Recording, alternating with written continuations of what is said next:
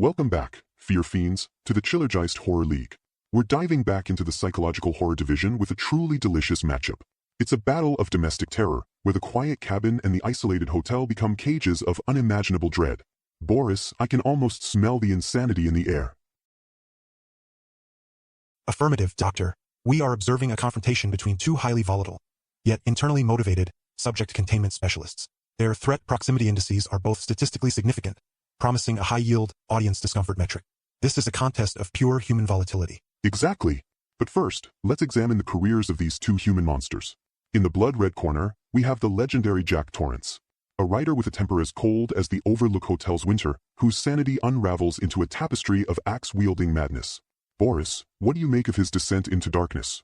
Subject Torrance's operational lifespan is statistically brief, but intensely impactful, Doctor. His psychological deterioration rate is directly correlated with environmental isolation and supernatural influence, with a rapid 73% sanity decay over 3 months. His consistency rating for character recognition remains at a statistically significant 97.4% due to his iconic axe-based pursuit and verbal threat escalation techniques. His legacy is one of a man who did not so much fall into madness as he was pushed. He's a man possessed, a living nightmare that becomes one with his terrifying environment. It's the ultimate home field advantage.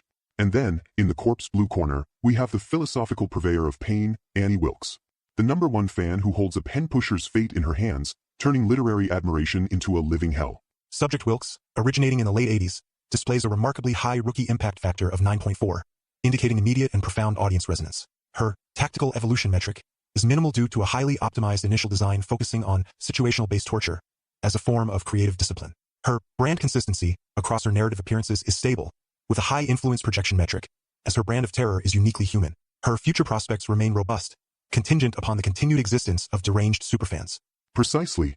So, we have the victim of a haunted place versus the master of a mundane one. The man driven mad by spirits versus the woman who is a spirit unto herself. Who truly dominates?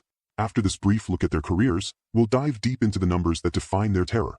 Stay tuned for the tale of the tape.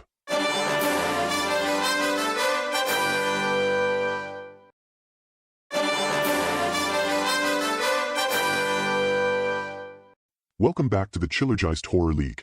Boris, the tale of the tape, is ready.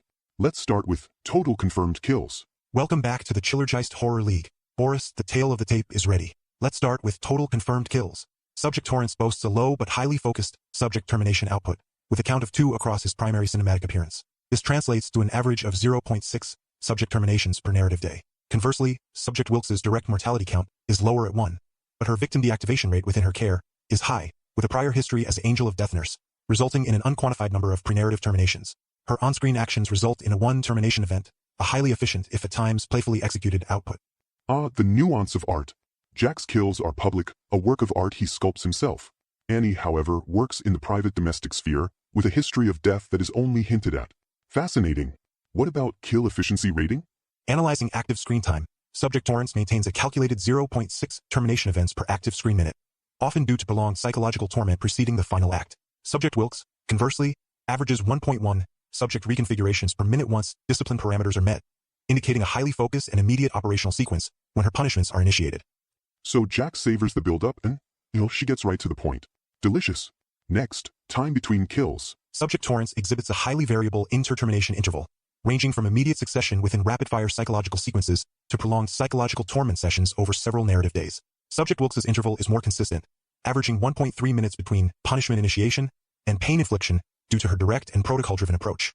It's the difference between a cat playing with a mouse and a surgical procedure. Next, weapon versatility score. Who has the broader toolkit? Subject Torrance's weapon utilization versatility is high, Doctor, registering 7 distinct methods of subject termination across his appearances, including environmental manipulation and grotesque bodily transformations. Subject Wilkes' tool utilization is primarily focused on her signature sledgehammer, with a varied method count of 5, including bone-based evisceration, spatial disorientation, and existential dissolution. High proficiency within a narrower specialization. Jack is a painter with an entire canvas of terror, while Annie is a master sculptor of flesh. What about their durability and resurrection count? Subject Torrance has sustained 53 critical, theoretically fatal, injuries resulting in a 15-stage return to operational status count across his documented history. His resilience factor is directly correlated with fear sustainment levels within the adolescent demographic. Subject Wilkes, a Cenobite, demonstrates an inherent dimensional integrity that renders traditional termination metrics inapplicable. Her remanifestation count, after apparent banishing rituals, is limited to 3 instances, indicating a high baseline durability, independent of external factors. A cat of 9 lives versus a being beyond lives. Next, preferred pursuit method and speed? Subject Torrance exhibits non-Euclidean movement patterns within the social realm, effectively nullifying traditional proximity metrics. His teleportation to target acquisition rate is 98.2% through his ability to manipulate social situations. Subject Wilkes maintains a deliberate cadence of 0.8 miles per hour, often materializing directly into the target's vicinity or summoning them into his operational zone. Jack flows like liquid terror. Annie brings her terror to you. Now, signature sound/catchphrase impact.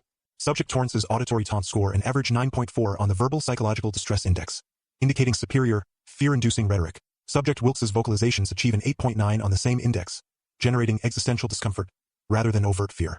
Jack's laugh is the sound of your sanity snapping. Annie's words are the sound of your soul being unstitched. Boris, stealth/ambush proficiency? Subject Torrance exhibits an unparalleled 99% in social realm ambush success rate. Subject Wilkes rarely employs stealth tactics, preferring to announce his arrival via his signature, Billy the Puppet. Her trap activation rate is 92%, making overt concealment redundant. Jack is the master of the jump scare within your own mind. Annie is the horror that arrives when summoned. Finally, the overall fear factor/iconic presence score. Based on critical analysis, Subject Torrance maintains a 9.6 primal terror coefficient, particularly due to his pervasive influence over the subconscious. Subject Wilkes registers a 9.4 existential dread coefficient, derived from his intellectual menace and the fundamental horror of his dimensional paradigm. Both are high-ranking.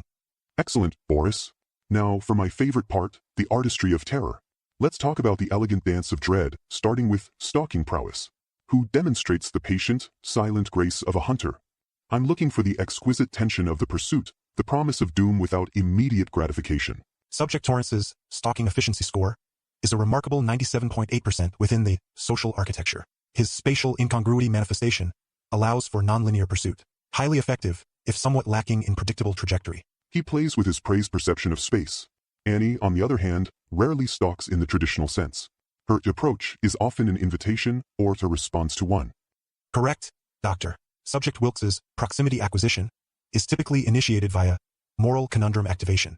Her stalking phase is effectively replaced by situational ingress, resulting in a 100% target engagement rate once conditions are met. No wasted energy in pursuit. Efficient, but less of the cat and mouse thrill. Now, psychological play. Does the villain truly toy with their prey, orchestrating a symphony of terror before the final curtain? A true artist doesn't just kill, they orchestrate a symphony of terror. I'm looking for the agonizing whispers, the phone calls, the flickering lights that promise doom. Subject Torrance consistently achieves an average pre-termination psychological distress rating of 9.5, primarily through auditory manipulation. His fear-to-scream conversion rate is statistically superior. Subject Wilkes's experiential deconstruction rating averages 9.3. Her methods induce ontological disorientation and sensory overload rather than conventional fear.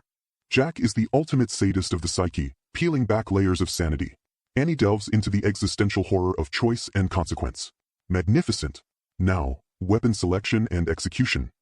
Is the weapon an extension of their will? Is the kill a messy splatter or a purposeful, decisive act? Subject Torrance's tool utilization is highly variable, often adapting to the socialscape. His termination methods often involve grotesque, high biofluid disbursement events, indicating a focus on theatricality. Subject Wilkes's trap apparatus demonstrates optimal precision to lethality ratio, with a target dissection accuracy of 99.5%. Biofluid disbursement is minimized, focusing on structural deconstruction. Jack's kills are like avant-garde performance art. Annie demonstrates a chilling precision, creating living sculptures of agony. Utterly divine. Next, territory dominance. Does the villain command their environment? Do they become an inseparable, terrifying part of the setting? Subject Torrance exhibits a 100% environmental control factor within his designated social operational zone. His domain is absolute and adaptive. Subject Wilkes's interdimensional control factor is also 100% within the trap configuration. Her presence defines the very geometry of torment. He doesn't just dominate his territory, he is the territory. Finally, signature flair. What's that personal touch that separates the common killer from the truly iconic? Subject Torrance's post-termination quip delivery is statistically unique. His distinct lisp resonance and cannibalistic manipulation are highly recognizable signature markers, achieving a 9.6 iconic presence score. Subject Wilkes's philosophical pre-engagement monologues and pain-pleasure axiom demonstrations are statistically unique, achieving a 9.4 iconic presence score. There you have it, fear fiends. Two titans of terror. Jack Torrance, the playful demon of the psyche. And Annie Wilkes, the elegant arbiter of sensation. Based on her higher placement in the league table, the victory goes to the corpse blue corner, Annie Wilkes. What a horrifyingly satisfying match. Join us next time for more Chillergeist Horror League action.